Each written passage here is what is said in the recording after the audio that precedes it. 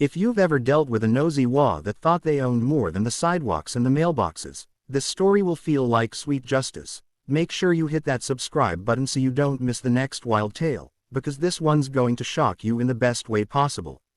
Okay, so let me tell you how it all started, because when I say the HOA patrol climbed our fence again, I don't mean this was the first time, and if you've ever lived under the tyranny of a homeowners association, you know it's never about safety or community spirit. It's about control, fines, and people with too much time on their hands making everyone else miserable. And in our neighborhood, that self-appointed enforcer was none other than Chuck from the HOA Patrol, a man who looked like he ironed his polo shirts while he was still wearing them and who believed his laminated official badge gave him the authority of a sheriff, though really he was just a retired copier salesman with a love for clipboards, and for weeks he had been sneaking into our yard to measure the length of our grass, to photograph Grandpa's tomato plants because they supposedly violated uniform vegetation guidelines, and once, I kid you not, to check if the birdhouse Grandpa had painted for my little sister matched the HOA-approved color palette, which, according to their book of rules,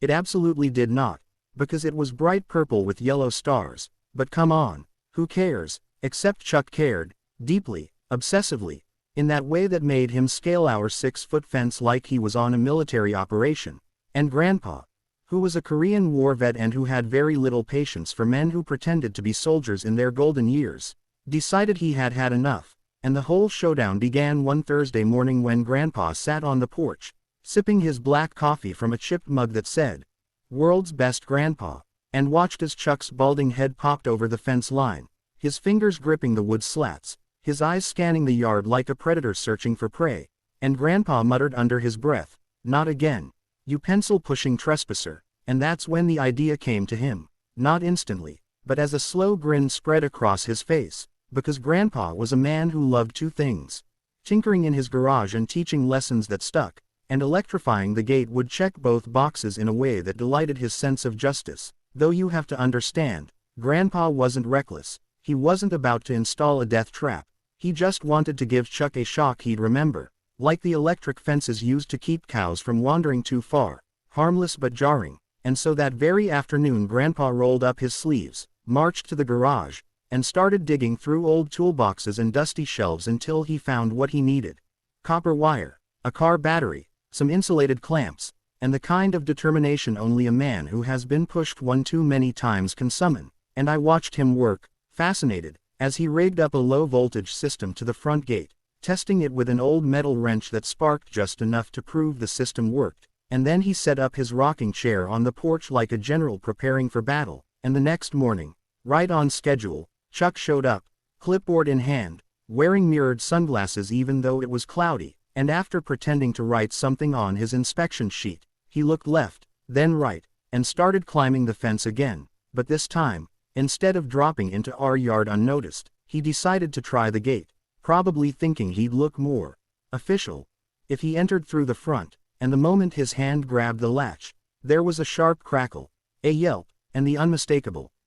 smell of singed polyester as Chuck stumbled backward, shaking his hand like he'd just high-fived a thundercloud. And Grandpa nearly spit his coffee out from laughing, but he kept it together long enough to shout, "Gate's hot today, Chuck, maybe stick to your side of the fence." And you'd think that would be the end of it. Lesson learned. Dignity scorched along with his polo sleeve. But no, Chuck was nothing if not persistent, and instead of retreating in shame, he doubled down, filing an official complaint with the HOA board that accused Grandpa of operating hazardous electrical equipment visible from the street, which was a stretch, since nothing was visible except the gate. But rules in the HOA world are elastic when they want them to be, and soon we got a letter demanding immediate removal of the electrified hazard, or face a $500 fine. And Grandpa, instead of caving, decided to play smarter, so he complied, at least on paper, by dismantling the system and storing the battery back in the garage. But what the board didn't know was that Grandpa replaced it with a decoy,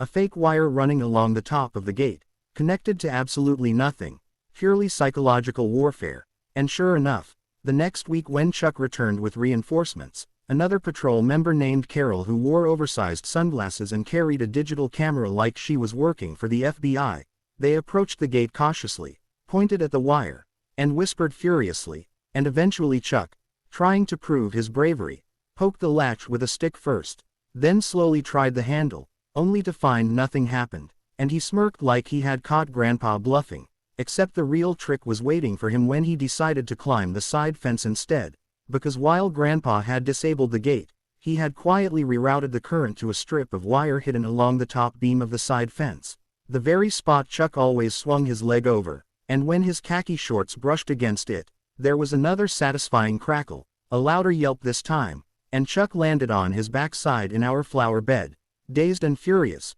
while Carol gasped and snapped photos that only made the scene look worse for him, and Grandpa leaned forward in his chair and said calmly, "Trespassing's against the law, Chuck, last I checked," which made Carol mutter something about calling the police, except calling the police would only expose that they had no right to climb our fence in the first place, so instead they stormed off, humiliated again, but of course that wasn't the end either, because what good is an HOA feud without escalation, and within days the board scheduled an emergency meeting to discuss the Adams property and their ongoing violations, and Grandpa, instead of attending, sent me with a stack of printed photos we had taken of Chuck climbing the fence, complete with time stamps, and I handed them to the board while recording the whole thing on my phone, which made half the members squirm because they knew how bad it looked, and though they tried to bluster, even threatening legal action, Grandpa wasn't the kind of man to be intimidated. He had seen real war, real authority, and he told me to relay a message.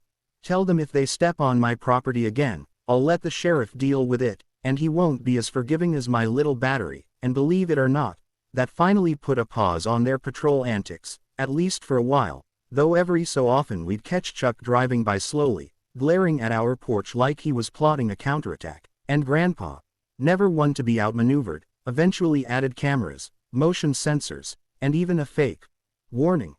high voltage sign just to keep the paranoia alive, and in the end, the whole neighborhood started